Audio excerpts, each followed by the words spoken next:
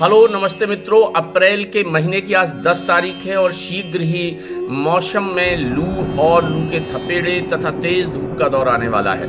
जी हाँ मित्रों, ऐसे में अप्रैल, मई और जून के महीने गर्मी के विकट महीने होते हैं और इसमें हमें लू लगने का डर होता है। जी हाँ मित्रों, वो लोग जो सामान्यतः बाहर जाते हैं, बाहर का काम करना होता है, उन्हें लू लगने का ज़्यादा डर होता है।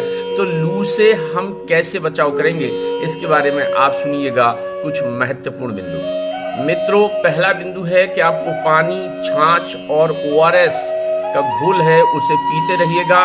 इससे आप तरोताज़ा रहेंगे। घर में बने पेय पदार्थ जैसे लस्सी, नींबू का पानी या आम का पन्ना, इन्हें आप बनाकर प्रतिदिन इनका सेवन कीजिएगा। इससे आपके शरीर में जो हाइड्रेशन है वो बना रहेगा, आपका शरीर हाइड्रेट बना रहेगा, आपके शरीर में पानी की कमी नहीं होगी। एक बिंदु ये भी है कि यदि संभव हो सके तो यथासंभव आप दिन में दोपहर 2 बजे से 3 बजे के बीच में घर में ही रहिएगा, घर से बाहर मत निकलिएगा, जिससे लू आपको प्रभावित ना कर सके। मित्रों, लू से बचाव में हमारा पहनावा बहुत महत्वपूर्ण है। जी हाँ, मैं आपको याद दिलाना चाहता हूँ, अरब के लोग, अरब के सिख, देखा है आप लोगों ने। जी हाँ, अरब के लोग, अरब के सिख जो पूरा पहनावा पहने रहते हैं, आपने देखा होगा, वो सिर को पूरा ढके रहते हैं सफ़ेद कपड़े से, और ये यहाँ से पहनते हैं, पूरे कान ढके रहते हैं, फुल आस्तीन के कपड़े होते हैं, उनके नीचे तक पूरा लवादा होता है। मतलब ये है कि उनकी केवल आँखें, नाक और मुंह खुला रहता है, बकाए उनका सारा शरीर ढका रहता है। आप सभी लोगों को पता होगा कि अरब देशों में बहुत तेज गर्मी पड़ती है, बहुत तेज लू के थपेड़े चलते हैं, और उनसे बचाव के लिए अरब के लोगों ने ये पोशाक विकसित की है। जब आप इस पोशाक को देखते हैं तो आप समझते हैं कि ये बड़ी ढीली ढाली सी पोशाक है। जी हाँ, ये टाइट पोशाक नहीं है, ये ढीली ढाली पोशाक है, और ये पोशाकें सामान्यतः सूती कपड़े की बनी होती हैं। तो हम वहीं से चलते हैं, हमें कैसे कपड़े पहनने चाहिए। जी हाँ, हम आपको बताते हैं कि गर्मियों में हमें सूती कपड़े पहनने चाहिए, नंबर 1। दूसरा, हमें तड़क भड़क कलर वाले कपड़े नहीं पहनना चाहिए। सफ़ेद रंग के या हल्के कलर के कपड़े पहनने चाहिए। हल्का जो कलर है वो गर्मी को कम अवशोषित करता है और हमें लू लगने से बचाता है। अगर हम बहुत ज़्यादा तड़क भड़क चमकीले रंग वाले कपड़े पहनेंगे तो वो हमें जो है गर्मी को ज़्यादा सोखता है और हमारे शरीर को ज़्यादा गर्मी लगती है।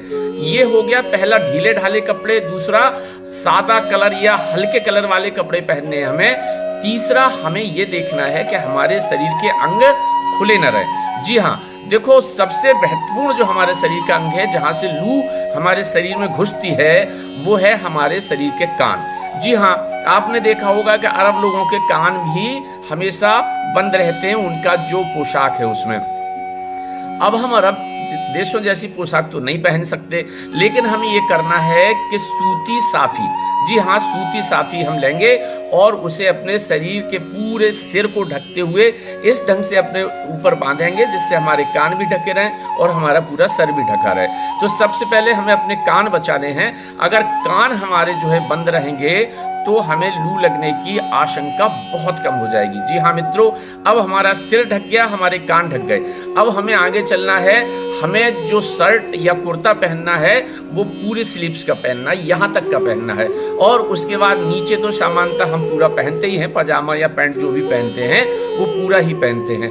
आपको मैं समझाना चाहता हूँ कि अगर लू के थपेड़े आपके शरीर को सीधे टकराते हैं तो वो आपके शरीर से सीधे जो है नमी सोख लेते हैं और आपके शरीर में गर्मी चली जाती है। अगर बीच में ये कपड़े आ जाते हैं, सूती कपड़े, तो पहले लू यहाँ टकराएगी और इन कपड़ों से टकराकर लू की जो गर्मी है वो एक कपड़े सोख लेंगे और हमारे शरीर में जो जाके हवा लगेगी वो उतनी गर्म नहीं होगी, लू जैसी नहीं होगी, अपेक्षाकृत थोड़ी ठंडी होगी, और फिर हमारे शरीर के जो ताप है उसे नहीं बढ़ा पाएगी या हमारे शरीर के हाइड्रेशन को नहीं सोख पाएगी।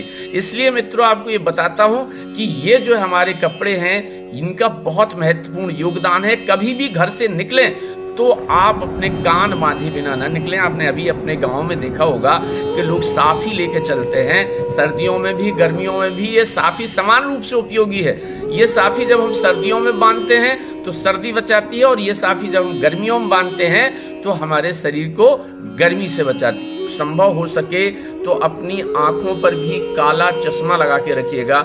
जी हाँ, इससे आंखों में होने वाली किसी बीमारी से बचा जा सकेगा, तेज रोशनी, तेज धूप से बचा जा सकेगा। मित्रों, अगर आपका तेज धूप और लू के बीच में घर से निकलना आवश्यक है तो आपको एक समझाइश दूंगा कि आपके घर पे अगर घड़े का पानी है तो उस घड़े के पानी को एक बोतल में भरिएगा, और जब भी आप घर से निकलें तो आपके पास एक बोतल पानी होना बहुत ज़रूरी है। और ये पानी आप थोड़े थोड़े समय बाद पीते रहिएगा, जिससे आपका शरीर हाइड्रेट रहेगा और आपके शरीर में नमक की मात्रा कम नहीं होगी, आपका शरीर डिहाइड्रेट नहीं होगा, आपको डिहाइड्रेशन नहीं होगा। अगर बहुत ज़्यादा गर्मी है और आप घर पे ही हैं और आपको गर्मी बेचैन कर रही है, तो इस बेचैनी से बचने के लिए आप अपने शरीर को गीले ठंडे पानी के कपड़े से पोंछ सकते हैं, या दिन में 1, 2, 3 बार नहा भी सकते हैं। लेकिन नहाते समय ये ध्यान रखना है कि अगर तेज धूप से आए हैं, आप तेज गर्मी या लू के बीच से आए हैं, तो आपको तत्काल वापस आकर नहीं नहाना है। आपको थोड़ी देर रुकना है, थोड़ी देर बैठना है। जब आपके शरीर का टेम्परेचर नॉर्मल हो जाएगा तब आपको नहाना है। जब आप घर से बाहर निकलें तो आपको इस बात का ख्याल रखना है कि अपने साथ प्याज की एक छोटी सी गट्टी अपनी जेब में डाल लीजिएगा। ऐसा माना जाता है कि अगर प्याज की गट्टी आपके शरीर के संपर्क में रहेगी तो आपको लू नहीं लगेगी। कुछ नहीं जा रहा है, प्याज की एक गट्टी लीजिएगा, उसे अपनी किसी भी जेब में डाल लीजिएगा। ऐसी जगह डालिएगा जिससे वो आपके शरीर के संपर्क में रहे, आपके शरीर को टच करती रहे प्याज की छोटी सी गट्टी। जब आप घर से निकल रहे हैं तो आपको खाली पेट नहीं जाना है, खाली पेट घर से बाहर ना निकलें। जब घर से निकलें तो कुछ खाकर ही निकलें, लेकिन खाने में एक चीज़ का विशेष ध्यान रहे कि आपको गरिष्ठ भोजन, अधिक वसायुक्त भोजन, अधिक प्रोटीन युक्त भोजन नहीं खाना है। आपको शराब, कॉफ़ी, चाय जैसे पदार्थों का सेवन कम से कम करना है। गर्मियों में अगर आप खाने के बाद गुड़ का सेवन करते हैं, गुड़ खाते हैं, तो आपको लू लगने की संभावना बहुत कम हो जाती है।